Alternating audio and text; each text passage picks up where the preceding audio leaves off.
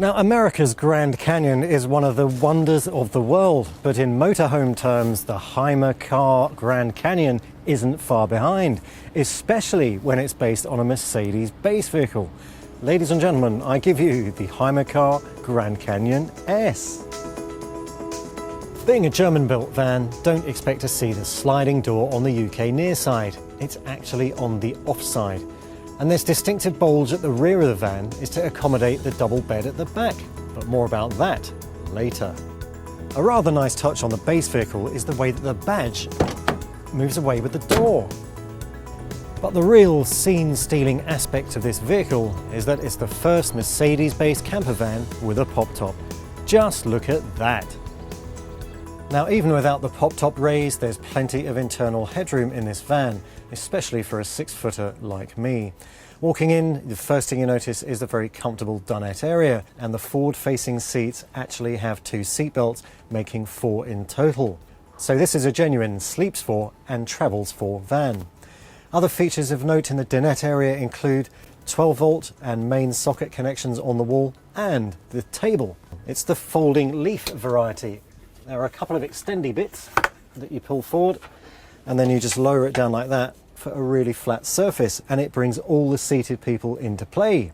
Now, this sumptuous looking leather upholstery is called Grigio, and it's as comfortable as it's good looking.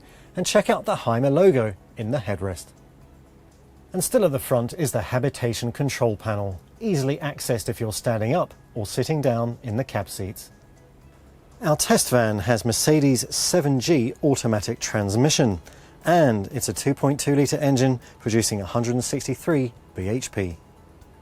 Now, this camper van kitchen is compact, but it's beautifully put together. You open the lid to reveal 2 gas burners, and next to that a sink with a fold-up tap. Underneath we have some drawers. The top one has an insert for cutlery, just like that. It's also home to this handy extension flap. You can clip it onto here, or the end of the kitchen unit. When you're not using it, you can just pop it back in the drawer, and everything is soft closing. At the end of the kitchen unit is this 90-litre compressor fridge, and it has its own separate icebox at the top. You'll notice that this fridge is of the skinny variety, and that allows the bed to be a larger size because the fridge doesn't have to be as wide. So you may ask, where is the illumination going to come from in the evenings when you're chopping the vegetables?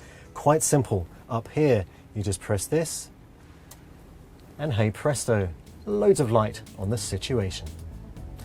Above the fridge, you'll find the controls for the trimmer heating, plus a main socket and a 12-volt socket. This is the compact but very well designed near-side washroom in the Grand Canyon S, and thankfully for our Caravan, it has a very large mirror. Another interesting feature of note is a tip-down sink, again with a very pleasing action. You just release a catch, and down it comes.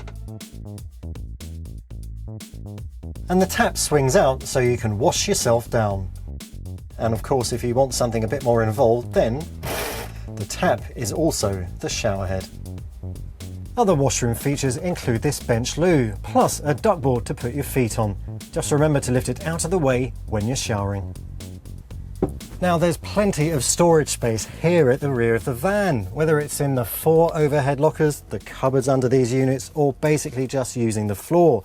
There's a tethering rope and a partition that moves up and down so you can put it just where you need it. Now, this is the master bedroom, of course.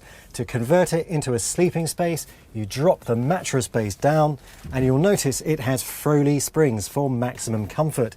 And talking about comfort, the Hymer mattresses are of the cold foam variety and look super comfortable, and they just drop in here to create a beautifully flat sleeping surface.